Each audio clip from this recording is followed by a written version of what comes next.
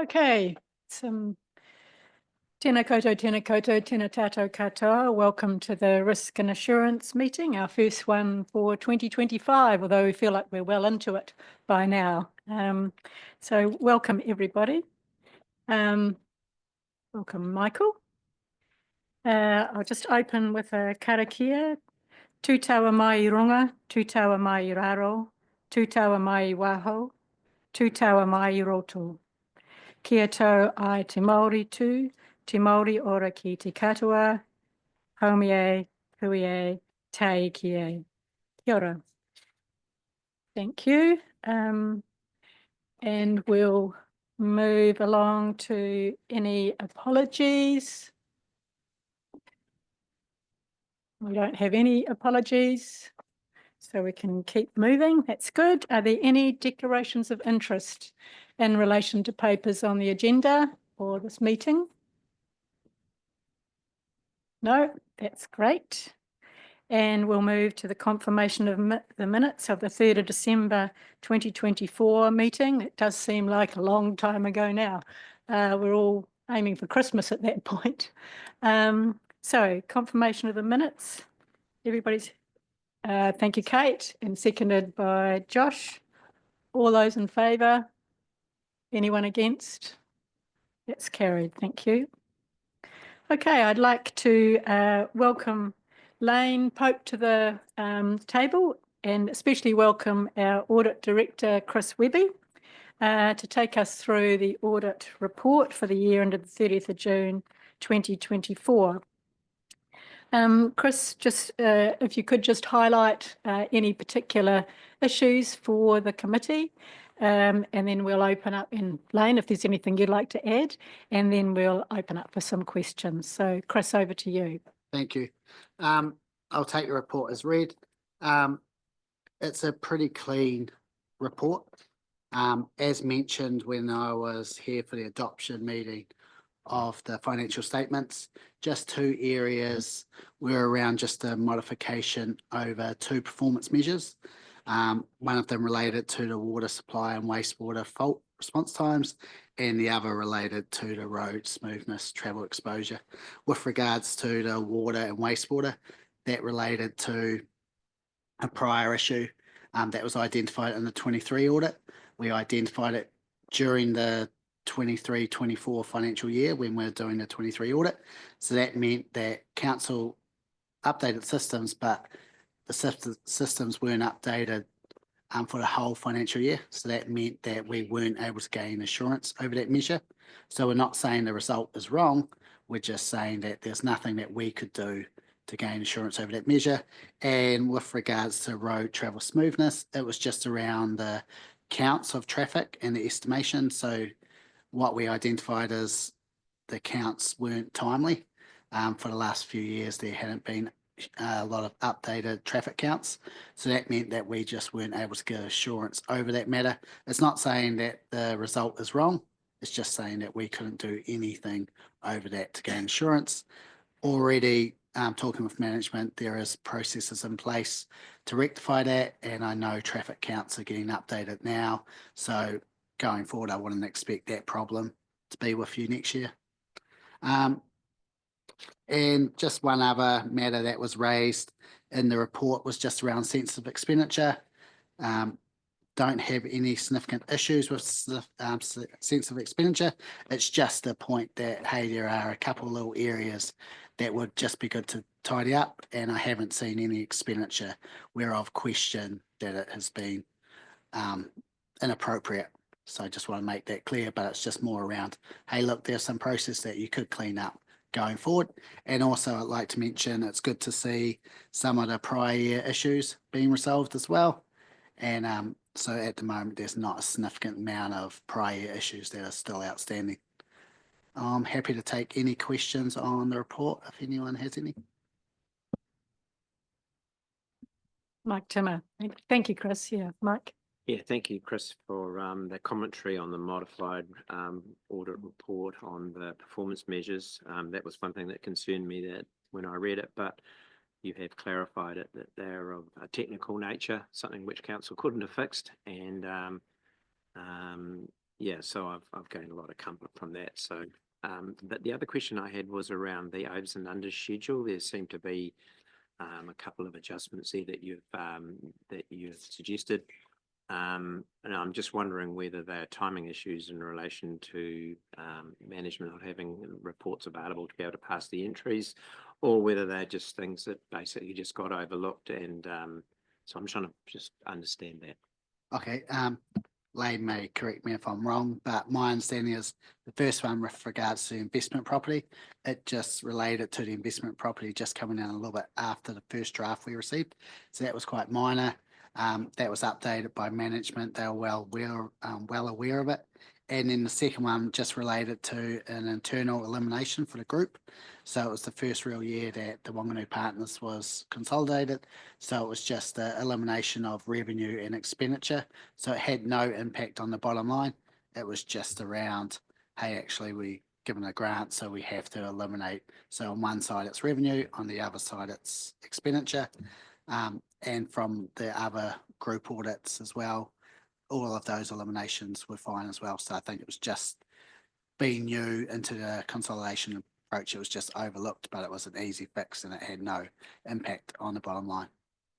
Wonderful. Thanks so much. Thank you. Thanks for the report, Chris. Can you just comment on how the audit's gone and the responses that you've had from management in terms of any requests for information? You know, just how's that relationship going? I think the relationship is strong. It's a pleasure to come in here and audit. We're both working for the same goal. And I see when we are here, management actually value our input and like try and utilize it to make any improvements. So I've got no concerns when we have requests. They are met in a timely manner. So no concerns at all. Right. Thank you very much. Any other questions on the audit report? Otherwise, I'll put the motion that the Risk and Assurance Committee receive the report for the year ended 30th of June 2024. I'm happy to move. Kate will second. Any comments?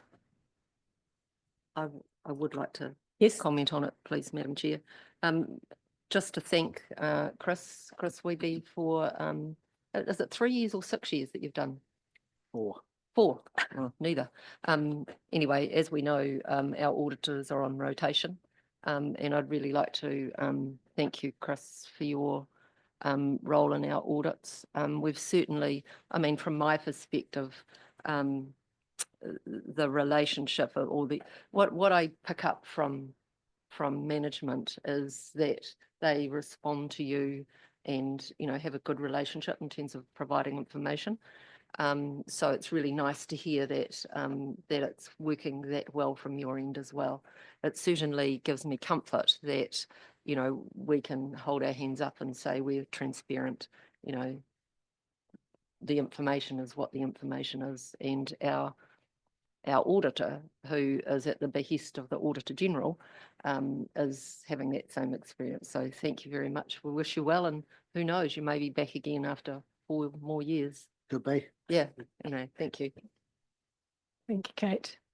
Mayor Andrew? Yeah, look, I was going to echo Kate's words as well, and we've only just learned that you'll be moving on to another geography, but you've assured us that we'll be in good hands. But it's been a pleasure having your steady and calm voice around the table. So thank you, and also for the report as well. It's worth noting that we took this committee's called Risk and Assurance, and assurance, I think, is the key word here. It gives me personally a lot of assurance that our council and its subsidiaries, the group, if you like, Holdings and the Port Limited Partnership and Wanganui Partners, when it was before it came in house, are all in good hands, and you've got a good relationship with our council. And so, you know, in addition to our Standard & Poor credit rating, this report highlights that we're in good shape. So thank you. And I'd like to say on behalf of the committee, thank you. It's been a real pleasure for me to work with you. I know I've been able to talk to you about any sort of issues that have come up, and I appreciate that. I think the words of the Mayor and of Kate, you know, would stand for all of us. The relationship we've had, the expertise you bring to your role, and the way that you can explain that for us, you know, around the table really makes a difference. So wishing you all the very best in your new geographic area, and we'll welcome Debbie Pereira back to work with us in the future. So thank you very much, Chris. Yeah, it's been good to work with you. Thank you all. Okay, so we've moved and seconded. Anyone, any other comments? Those for the motion? Anyone against? That's carried. Thank you. Thanks, Chris. Yeah, good travel home, and we might see you again in the future. Yeah, thank you. And thanks, Lane, too. Okay, cool.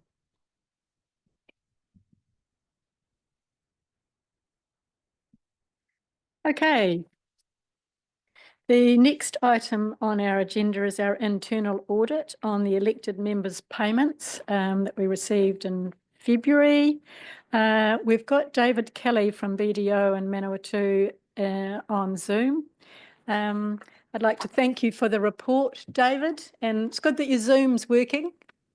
Thank you. Yes, it is a relief. Yeah, that's good. So yeah, appreciate the report. You can take it that we've read it, and I'll just open. Debbie, is there anything you wanted to say? I just might ask Debbie to make a few comments first as the risk manager, and then we'll throw it over to you to make any points about the report that you wish to. Debbie? Thank you. Welcome, David, but also through the chair. This report and the audit that was part of the audit program, and just giving a little scene-setting background, was in the time of this report, the initial work was done through CKS, who subsequently merged with BDO Manawatu. So with the merger BDO Manawatu, we have a broader base now of audit and opportunity there. So this is the first audit that's been done formally under the BDO banner.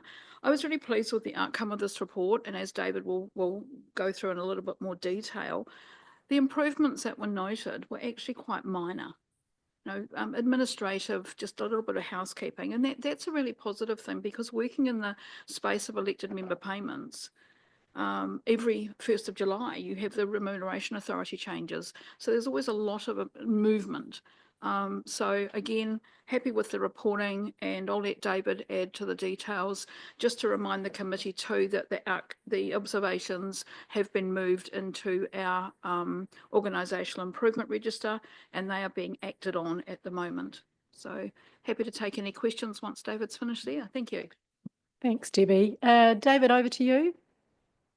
Thank you. And thanks for the opportunity to be here again today, not in person like last time for the sensitive expenditure, but I seem to know all the faces there. So it must be your day for auditors. So I'll try and keep it a little bit brief so you don't have to continue listening to audit blurbs all day. But I just want to say the help from staff was great with my quite relentless and regular requests for information. Lane and Debbie and everyone from Democracy was they're great for getting me all the information and looking into any issues as we came across them. And to acknowledge, like Debbie just said, the process for changing the remuneration regularly with each year's determination takes a bit, and I wasn't aware of it when I first started looking into it, but when I gathered all the reports and all the payrolls, all the sampling I did showed it was all up to speed, and the system appears quite robust. So you can rest assured that you're getting the right remuneration in that regards.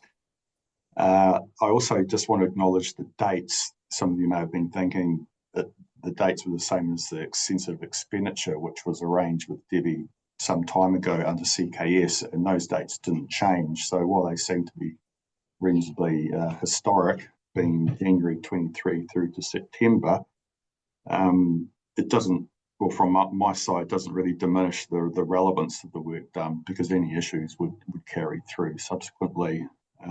But do acknowledge with the merger of CKS into BDO did cause some delays from our side, so I'd like to apologise for that. But yeah, so onto the report that we take as read.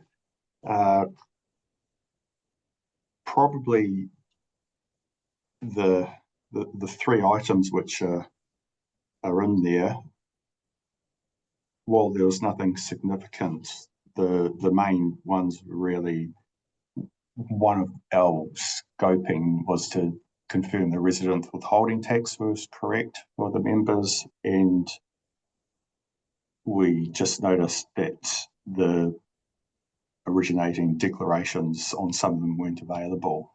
So therefore it was a bit difficult. Well, we couldn't confirm that the right RWT was being deducted, and that looks like it's been addressed.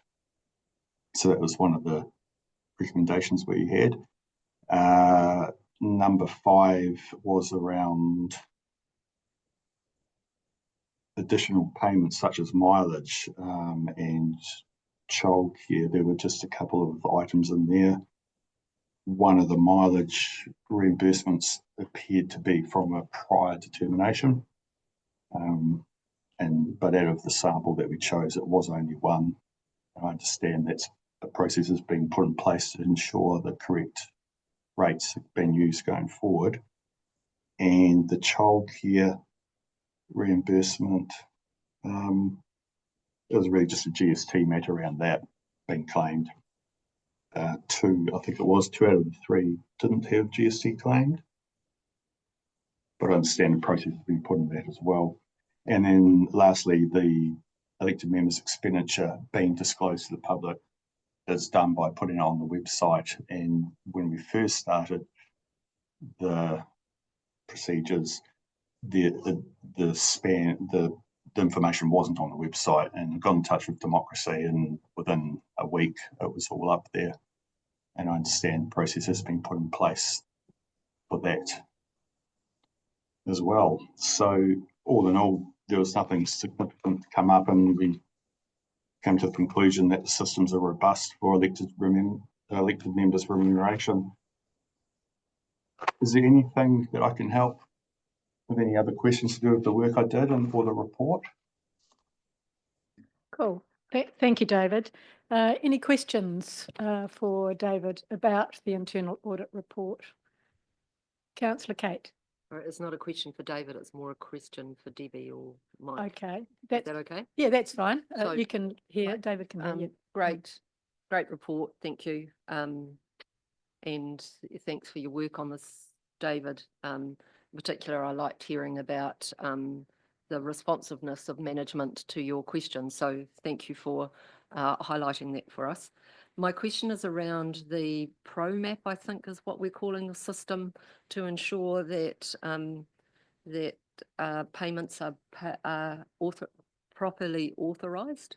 So I just, without getting into too much detail, although it is quite a detailed question, I want to know that in future, any payments to, reimbursements or whatever, will have the proper authority. So how does is it ProMap?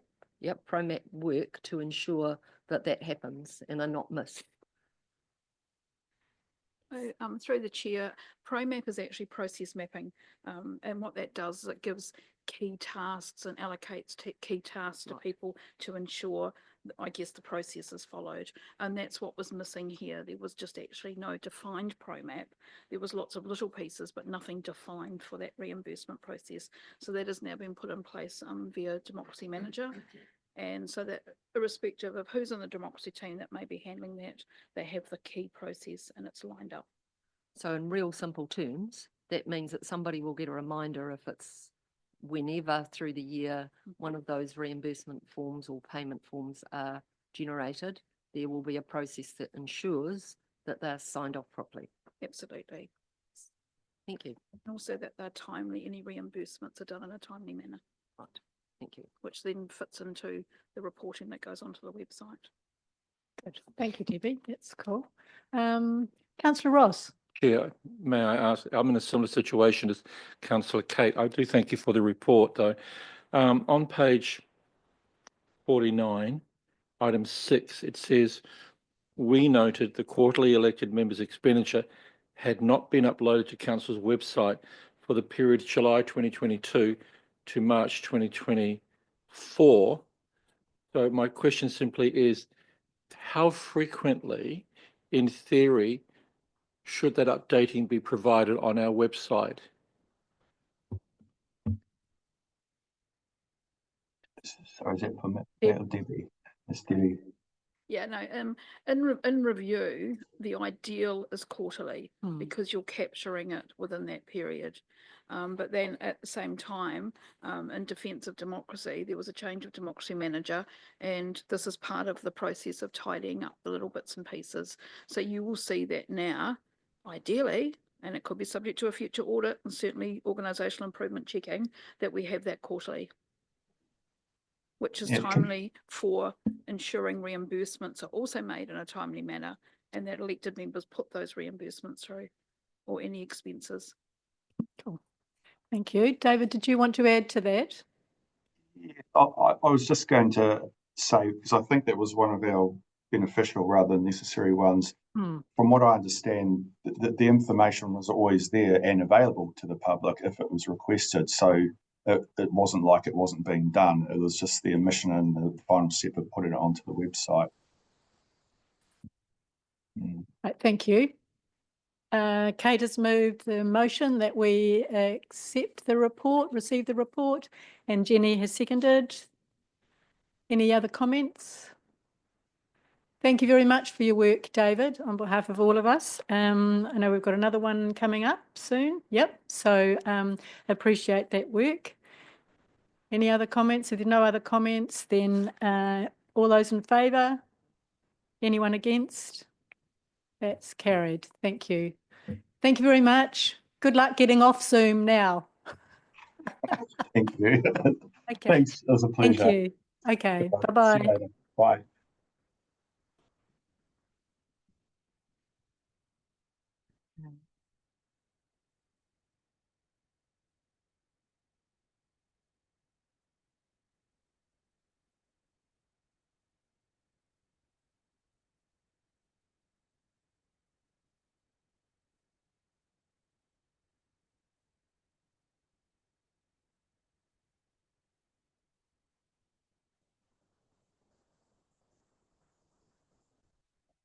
But on the same note, Mike Timmer, could you just make sure your microphone is reasonably close? I know that I had a note about that sort of earlier too. So just making sure that we can hear it when it is working properly. That'd be great. Thanks for that, Bridget. Yeah. Okay, that's cool. We're on to statutory legal compliance for Q1 and Q2, 2024 to 2025. Over to you, Debbie. Okay, through the chair, I'm just presenting the usual statutory legal compliance, but this one is actually for 2 periods, 1st of July, 30 September and 1 October to 31 December. Reporting is by exception. So just a couple of key things to note in there is some of the volumes that are increasing, particularly in our Lagoimas as a result of consultation. That will always impact on their ability to meet the timeframes. So the more consultation we have, the more difficult it becomes. Same with Resource Management Act, but some other trends in there are quite pleasing to see. So I'm going to take the report as read and happy to answer any questions. Thank you. Any questions on the statutory legal compliance report? Oh, Mayor Andrew. Yeah, look, you can ask me if this is out of scope. But I do note that recently Whangarei District Council agreed as a council to push back on government mandates legislation for fluoridation of water. What ability do we have as a council, not necessarily fluoridation, but other matters, to push back on legislation? And what are the consequences if we say no? It's a big question. So to CEO question, that's fine. yes, I it can is. take that offline. That's Yeah, fine. I think unfortunately David's not here, but it would be a question for David. That's fine. Yep, yep. I'm Thank catching you. up with him tomorrow, Yeah. so I'll address him. Thank you. I just had a couple. Could you just, I know it's about the community engagement, but there's an acronym in here, which is WLSNT, community engagement in the table, Debbie, page 29. What is WLSNT, community engagement? So that is the Wanganui Land Settlement Oh, engagement. So oh, right, again, anything that when we go into consultation, right. next time I will put the whole No, thing in there. I know what it is now. The world, but the world of acronyms. I was trying to sort of work it out. And the other one was just the exceptions on page 30. Oh, this is of my pack. Strategy and Partnership Policy Group, the Resource Management Act. There are currently 9. Oh, there's a review of the district. So Section 79 of the Act requires a local authority to review its district plan every 10 years. And we've currently got 9 chapters due for review in 2024, which have yet to be commenced. Council's in early stages of doing that work. Have we got an ETA on that? Like, have we got a timeline on when this needs to be done, or what our expectations are in that? In respect of this, I would have to go back to the policy planning manager, but at this point, I believe some of it is around their resourcing and also waiting for the spatial plan to be completed. It's quite a flow-on effect document. Right, Yeah. okay. So that will come back to us in future reporting, It and we'll will- have more information to know that we're on track. Yep. And it will continue to sit there until it's resolved. Okay, thank you. Councillor Josh. Yeah, just a question about the statutory non-compliance numbers. So in terms of central government oversight and interest in non-compliance, is the expectation purely that council is taking steps to get back up to whatever that target percentage is? Or is there further risk that could be associated with these numbers in terms of central government oversight and intervention? Through the chair, I think it depends which ones you're talking about. For example, the Local Government Official Information Act. If we're not responding in a timely manner, the risk is that the complainant will complain to the ombudsman, who would then investigate. That one there often is a resource issue, or as Debbie has said, we get a logoima in the midst of a large consultation item. We did that through the long-term plan, and we simply missed it. That's not likely to lead to intervention, providing we're taking steps to address that and we acknowledge when we are shortcoming. So generally, if we're taking steps to address the stuff, then that's what we should be doing. Sure, thank you, appreciate that. Mike Timmer. Thank you. Thanks for the report, Debbie. Just a question. I think I've asked you this before, but I need to get some comfort. How do we know we are in compliance with all the acts? So when we put out a question, I don't know what we put out to the managers, but I assume it's something like the internal control assessment tool report that you used in the next paper, which is about protecting, enhancing the integrity of reputation.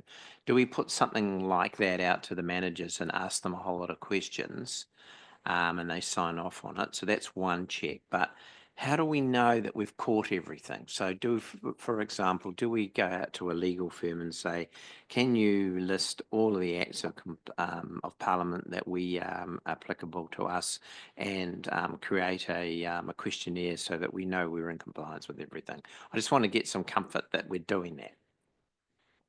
So through the chair, there's 3 ways that we actually achieve this. Taituara put out a document that looks at our mandatory documents that we have to use and our mandatory legal controls.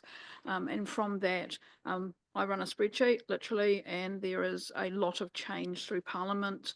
As you can appreciate, the bill comes in, next minute it's an act, and you've got to be able to catch up with that. So I link back with our policy team because quite often they will respond to something that's in train, and then we'll put it back through. The other part of that is on an annual basis, and because I've actually been away for a period of time, paying a little bit of catch up on that, is there is a peer review done of certain parts of legislation. Of course, there's many parts of legislation. We can't be doing everything all the time, but we actually look at the criticality of some of that legislation and the ones that are potentially quite complex. So the Dog Control Act, for example, it's not just two aspects in the Dog Control Act, it's quite a lot. Whereas one other part of the Act, and I'll use an example of the Gas Act, has one requirement of us. So again, we have that peer review process. We also have a process that is a risk assessment. So we look at our risk of non-compliance and we focus around that. So that's going to be revisited in the next quarter of this year, so that we can give some assurance to this committee. I believe the committee has had that type of reporting in the past, and I think if I reflect back, it was called warrant of fitness around legal compliance, which is quite detailed. So that will be coming to the committee before the end of this triennium. Sorry, I gave you two questions. The other one was about an attestation from the managers, like we've got in the second report that you put in here.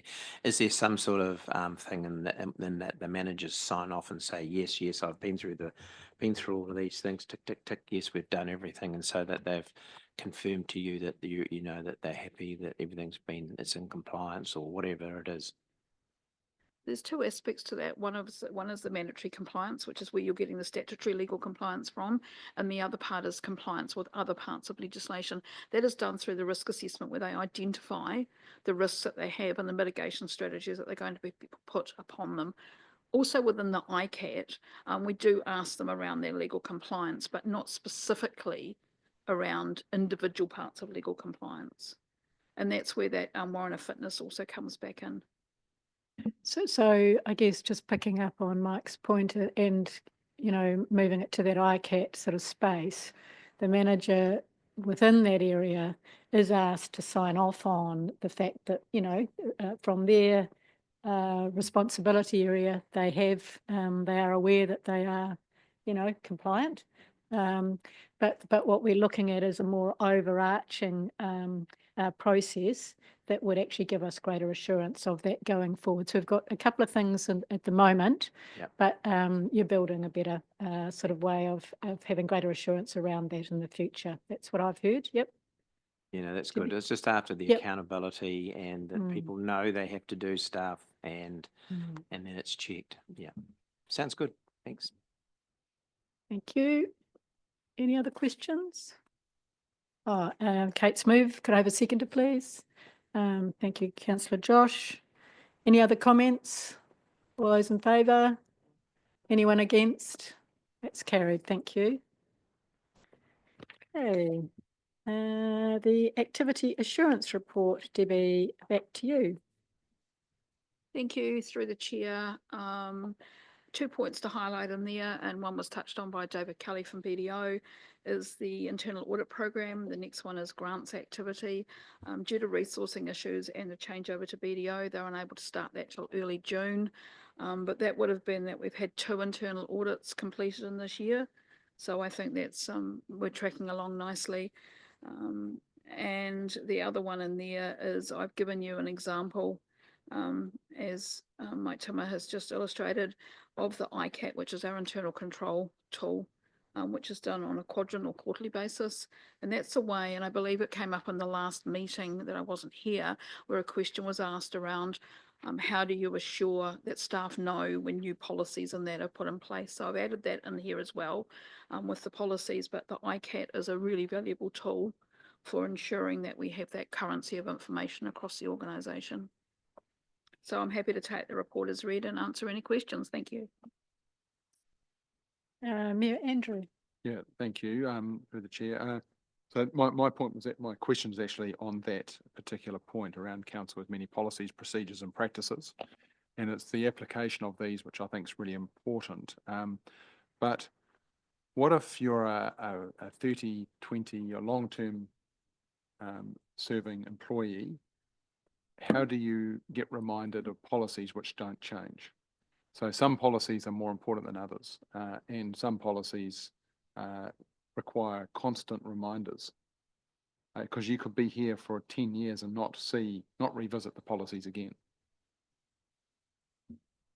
Through the chair, recently we have had a performance management system introduced. So that is also going to flag that reminder of policies.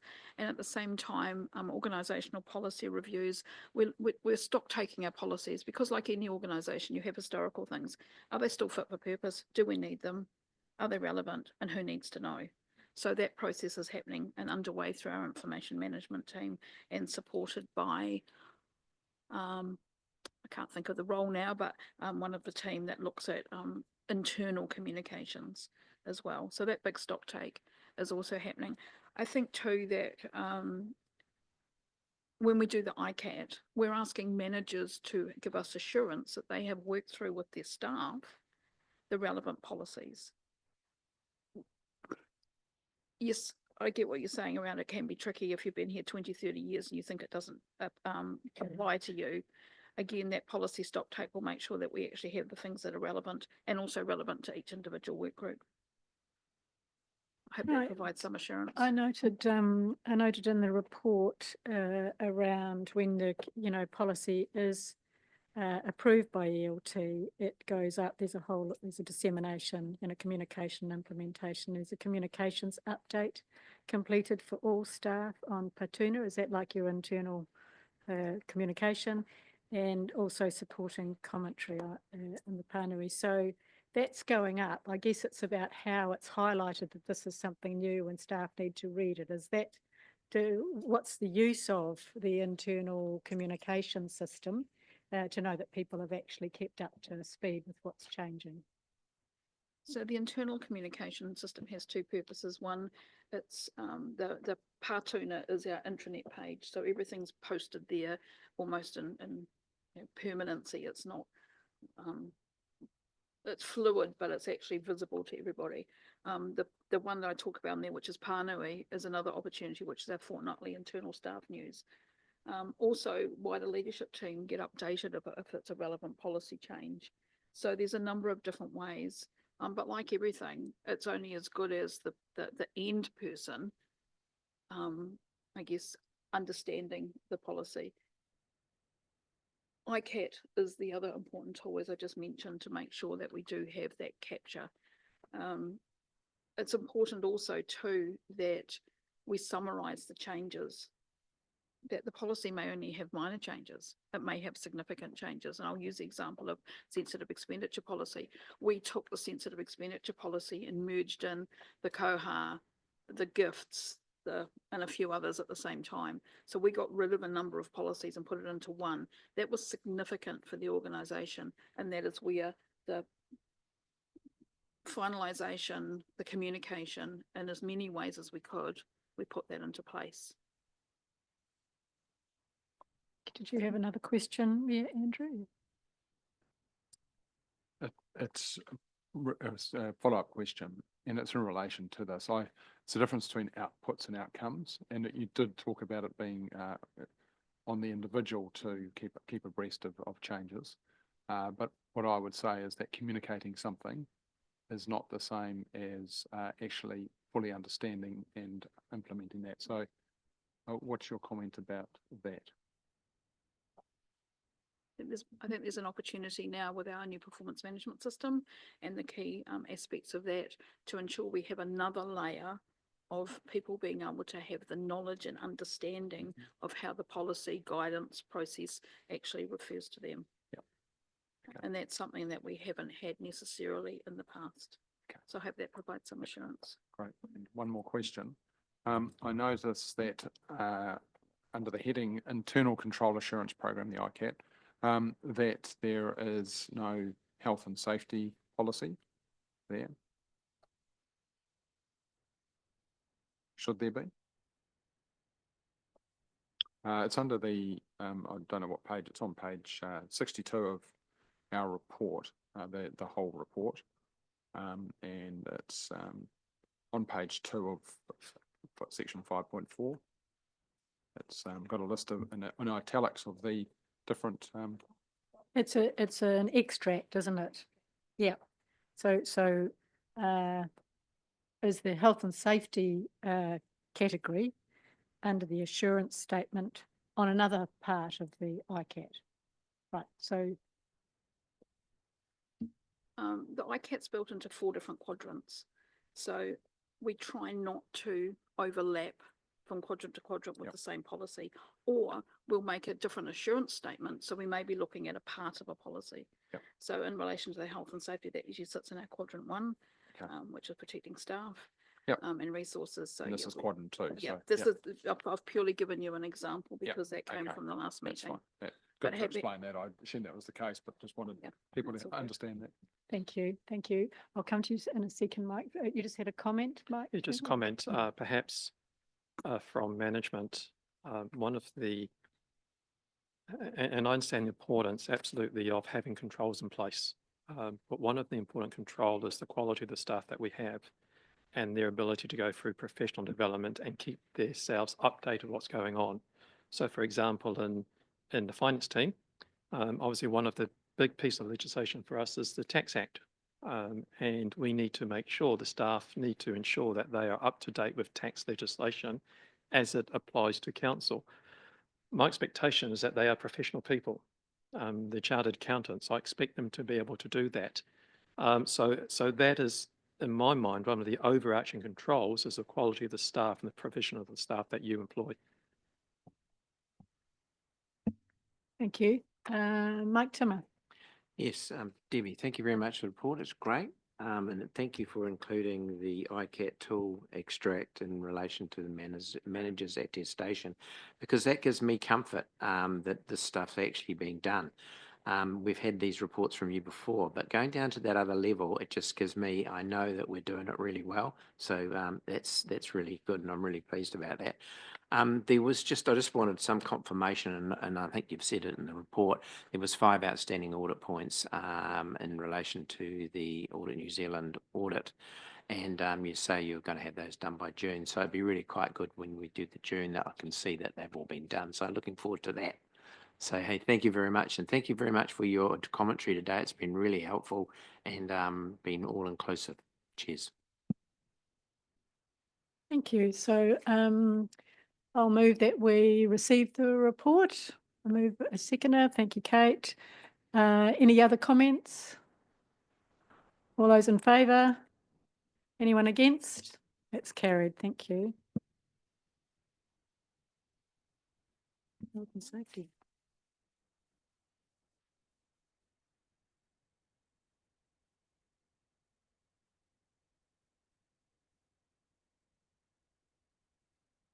Yeah, we'll just move, just going to change the agenda order before we have the health and safety information dashboard. So Debbie, we're going to talk about the Risk and Assurance Committee work program for 2025. And just thinking about this going forward, it's great to have you back. Thank you. We can see the work program going forward and, you know, acknowledge that, you know, you were off for a bit. So we can see how we can build this up again going forward. Thank you. Thank you. Through the chair, I'm just going to take the report as read because the program really belongs to this committee. As officers, we respond to what you require with limitations at times, generally timeliness. But yeah, happy to take the report as read and to answer any questions. Thank you. Anybody got anything? Yeah, just my standard question to you is, it's got terms of reference. Are all the things in the terms of reference covered up within that program? I haven't gone through and checked that, but I just need you to say yes, they are, Mike. That's fine, then I'm comfortable. I've done that quite recently. Okay, it's been done. It's probably your role anyway, but it's just something that's just one of those things everyone thinks it is, but I just want to make sure someone's actually checked it. Yeah, no, I think there are a couple of aspects that we probably haven't had back for a little while. One's around business continuity planning was one. But if you happy to leave that with me, then Debbie, I should let you answer the question anyway, but I've just done exactly the same thing to say, are we achieving and including everything that we need on our work program? I just before I pass over to Debbie, I just want to say that I think we have talked about a sort of a final wrap up of Risk and Assurance Committee work for the last meeting prior to the elections would be really useful to be able to pass on to the council going forward. And so we'll work on that. And Debbie and I just spoke about that the other day. So we'll probably add that to the work program for our last meeting, just to have some sort of, here's everything that's been achieved and here's what we've got still going forward. So we've got that. But Debbie, just if there's anything further you want to add to my comments. Through the chair, just to draw the committee's attention to the second column in the spreadsheet, which says the terms of reference objective, and how that aligns to the terms of reference as it stood at the time. So I'm happy to take any questions, any more questions. Thank you.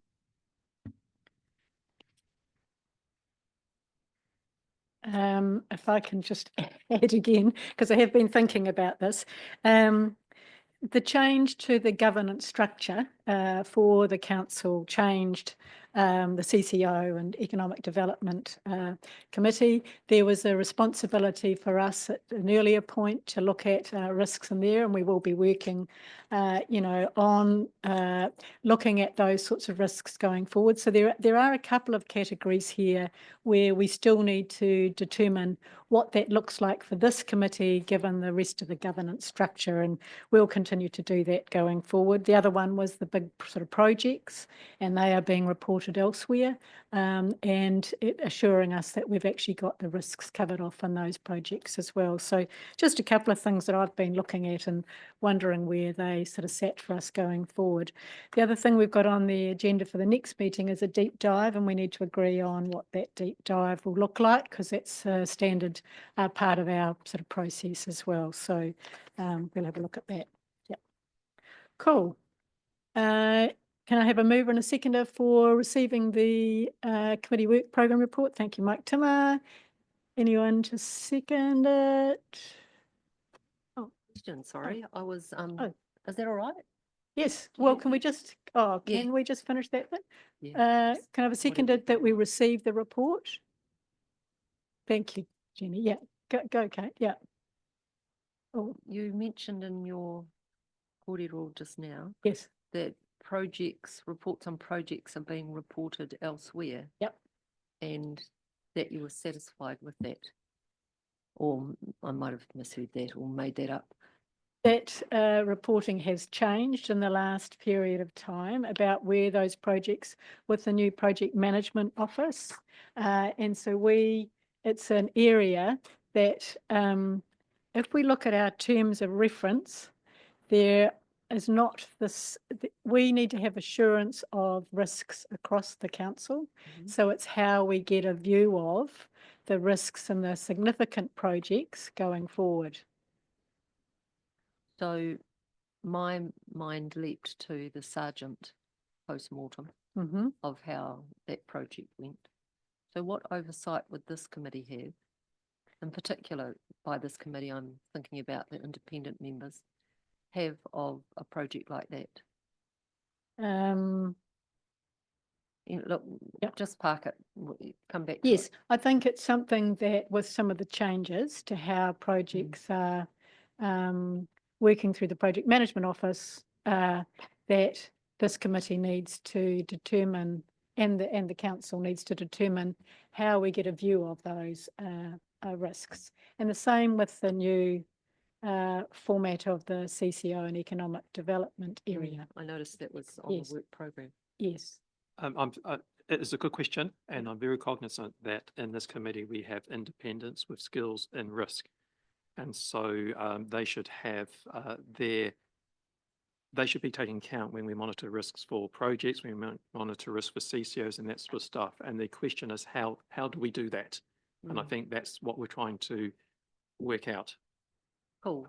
I think you're quite right when you talk about perspectives, but it's a freshness of perspective, I think, is particularly important. So thank you. Thank you. We will, they are listed on our work program, and we need to now finalise what it is and when we'll get that information for both, particularly both of those areas. Yep. Thank you, Kate. Any other? Oh, sorry, Mike. Yep. Yeah, just a question on projects, as we did discuss it this morning at the workshop, and how the risks of projects are, how they're done. We've got a council risk management framework. How do projects do it? Do they have their own special framework in terms of risk reporting and risk management, or do they use the council's a whole system? So I'm interested to understand that, if you see where I'm getting at. Mike, probably a question for you. So through the Or Debbie, chair, sorry. at a meeting a couple of meetings ago, Trish and Lance presented the project management framework to you. Yep. And within that is the risk process, and it is aligned to the commonality of our risk framework. So Okay. your languaging is the same, everything is the same. Okay, So there but is a maybe process through I need there. to revisit that, because obviously I'd forgotten about it. So, Mhm. yeah. Okay, that's good. So I have, there is reporting that we may not need to double up on going through around the major projects, and it's our visibility. I think it's this committee's visibility and what the right timing is for us to actually look at those risks. So we'll be working on that going forward. Yeah, I guess for me, I'm more interested that you've got a process in place and there's a methodology and we're following it. That's all I'm concerned about. Actually, as to where the projects are going, not so important. It's about process. Yeah. Thanks. Okay, we've moved and seconded. Any other comments? All those in favour of receiving the report? Anyone against? That's carried. Thank you. David, we're welcome. We're up to health and safety and wellbeing information dashboard. I'll hand it over to you.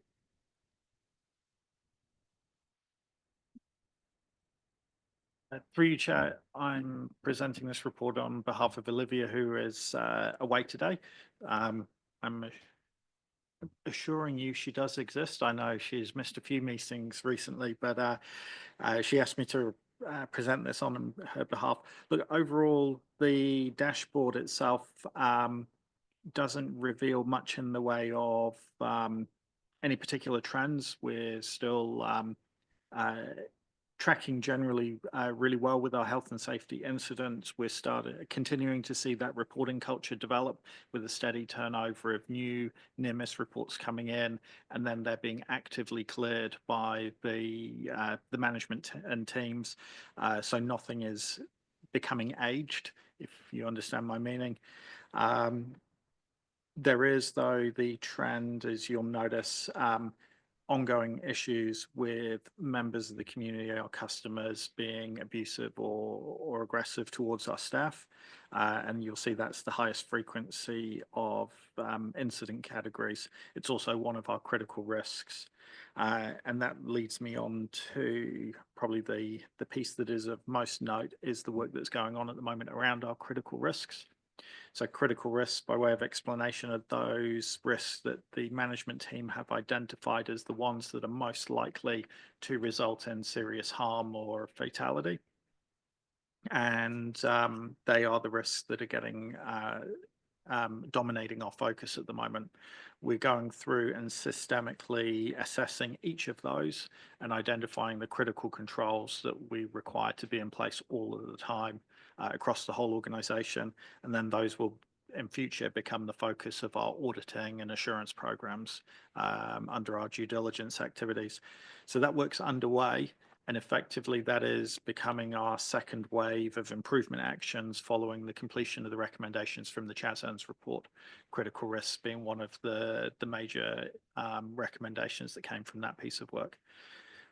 So once all of those have been assessed, we'll have a suite of new improvement actions, which we'll report to this committee and then progressively work through as we go.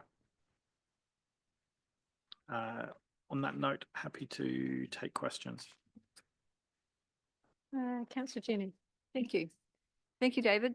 An easy question to start off with. What does overspeeds mean? Through you, Chair. So all of our vehicles. Oh, yeah. Yeah. Yep. fitted with the E-roads. So Got it. if anyone goes over the speed limit, it's reported. Got it. Thank you. So those have halved since. Excuse me, I haven't- Sorry. I haven't finished. Sorry, David. Next question is, look, this is to November 2024 and we're now in March 2025. It's a big lag. It's January Through you, Chair, 25, there's yeah. 3 pages of dashboard. It goes through till January 2025. Does it? I should look Yeah. past my nose. Okay. Yes, we have got up to. You've January. got 3 months, I think, so you can see some trending. Yep. Cool. Answer my question. Any other questions, Jenny? No, not until I catch up with myself. Mike Timmer. Sorry, apologies for interrupting, Jenny. I thought you were finished. Sincere apologies on that. David, the speeding things have halved from 77 to 35 or whatever it is. Are we still having problems with people speeding between 30 and between 50 and 80 in the 50k limit? Is that where it's all coming through, or is there people that just don't care and are going over the 80k limit? Yeah, through you, worship, sorry, Chair, even, offering promotions I'm not authorised to give here. Election's not until, through you, Chair, the tools are only so good. So there is a margin for error, particularly because it's GPS tracked where speed limits change from 50 to 100. The precision of the GPS location is not perfect. So sometimes it will say there's an overspeed event when actually the person's already gone past the 100k sign and they're not speeding. So we do a little bit of deep diving into the data to check and make sure that we're not following up with people that actually weren't genuinely speeding. As you've pointed out, the number of overspeed incidents has halved since we've been actively monitoring that. That's quite good as well, because previously not all of our vehicles had the E-road system fitted to them. So the number of overspeeding events was probably much greater because only part of the fleet was being monitored. Halving the number whilst also monitoring the full fleet is a really good result. Something we'll continue to keep our eye on, though. Thanks. Cool. I'm really pleased to see the critical risk work plan and the work that ELT are doing on that, and the follow-up from the CHASM report was, I was just thinking back to where we started with quite a few of these particular focus areas. When would we get to see the 20 critical risks and the mitigations? When are you expecting that we could have that? I know we'll get some of it on organisational improvement, or we've had some of the outstanding actions still on there, but I'm really interested in when we'd get to see this, because I think it's a very important bit of work. So through you, Chair, to answer that, I'll just give you a quick overview of the process we're going through. So Olivia has already workshopped, I believe, almost all of the critical risks with the relevant teams within the organisation to get their understanding of the hazards and the likelihood, and their proposals for controls. They're now being presented to the executive team kind of 2 at a time. So that we can go through and confirm which of the controls we're going to commit to resourcing as the critical controls. And what we mean by that is that's our absolute minimum expectation on the controls that should be in place every single time that particular activity is undertaken. We're getting 2 at a time presented to us just so that we can work our way through them in bite-sized chunks. The intention is that within the next 3 or 4 months, by the end of this financial year, we will have completed the full suite, and through that identified all of the improvement actions that we need to take in order to make sure those controls are resourced and it's realistic that the organisation can have them in place. We are deliberately holding off implementing any of those actions until we've completed the full review, so that we can make sure we're appropriately prioritising the most urgent, most important controls and actions first, rather than simply tackling them in an ad hoc first come first serve approach, because we don't have an infinite pool of resource, so we've got to prioritise. So the long-winded answer to your question is, within the next 3 to 4 months, I expect we'll be presenting a full suite of improvement actions to this committee. Great. So if we said our August meeting, we'd get those, that would be good. And in terms of the two, I understand the two coming to ELT, so you can really do the deep dive into those. I'm presuming though that you are prioritising those and there's not actions where you think that there should be action taken due to its severity or likelihood, that we are doing some things rather than just waiting until we've been through the process. Through you, Chair. Yeah, if there is anything that stands out in particular where urgent action is warranted, then yeah, we would obviously jump in on that. But at this stage, we haven't had some of those things come to our attention. Yeah, so it is a case of working through it, get a full stock take of where we need to improve. Then we'll commit our resource and prioritise accordingly. Thank you. Councillor Kate.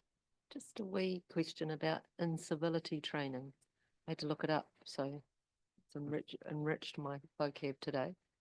I'm assuming that that's in relation to members of staff when they have incivil behaviour aimed at them and how to de-escalate and that sort of thing. Can you talk us through a little bit? Through you, Chair, yes. So we provide quite a lot of training to our frontline staff on how to deal with members of the community or customers that may be uncivil, rude, aggressive, hostile, whichever word you choose to use.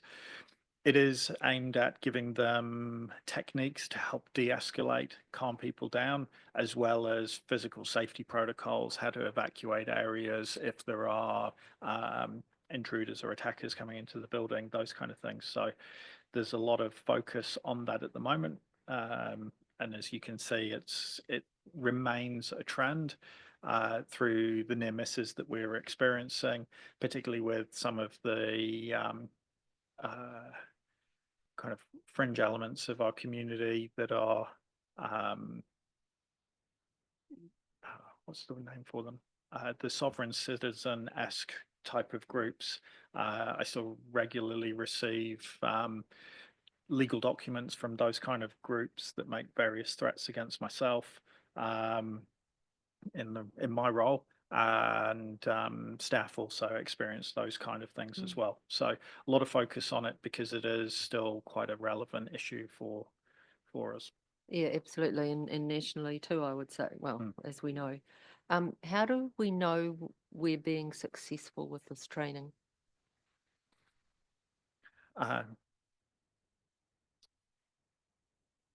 Through you, Chair, it's actually really difficult. And I suppose you're only ever one incident away from something going quite wrong. It's one of the hardest of our critical risks to control and tackle because so much of it is dependent on the behavior of individuals that walk through the door. Whereas, working at heights, you can make sure there's a safety harness in place, head protection.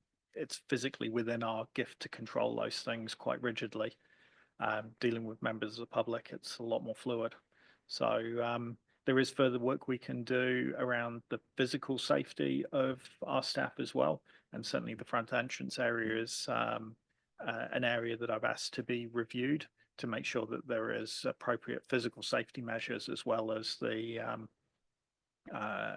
those more practical tools, psychological tools around the de-escalation training, those kind of things. Thank you. All right, any other questions?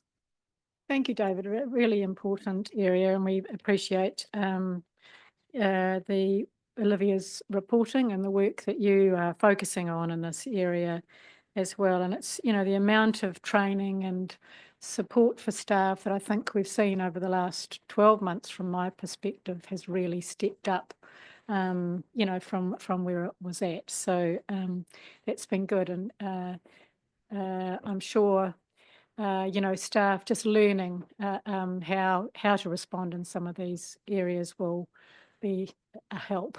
Yeah. But yes, there's something else you want to say? Yeah. If you don't mind, I'm probably speaking to the community that's listening and the reporters, you know, a message for our community. A lot of people are angry because of rates and perceived waste within council. But if you actually costed up the investment that we have to make in all of these things, the training for staff is a cost to the ratepayer. Putting body cameras on our traffic wardens and staff on the front line is a cost to the ratepayer. We have to do that because of the way some of our ratepayers are behaving. And it's a shame that we have to go that far. And it's a shame that we have to spend ratepayers' money on these things to keep our staff safe, particularly when, you know, we're part of the community. And this is a message I'd really like to get out there. If you're angry about something to do with council, come and talk to me. Happy to front up and have that discussion and answer those questions. But, you know, the staff on the front counter, they're your neighbours, they're your friends, they're part of the community. Don't come in and give them abuse about it, you know. So, so Mike, if you're listening at the Chronicle, you know, put that on your front page. Thank you, David. Yeah, I mean, points well made. Okay, Kate's moved, a seconder for us receiving the report. Thank you, Councillor Jenny. Any other comments? Everybody for the motion? Anyone against? It's carried. Thank you.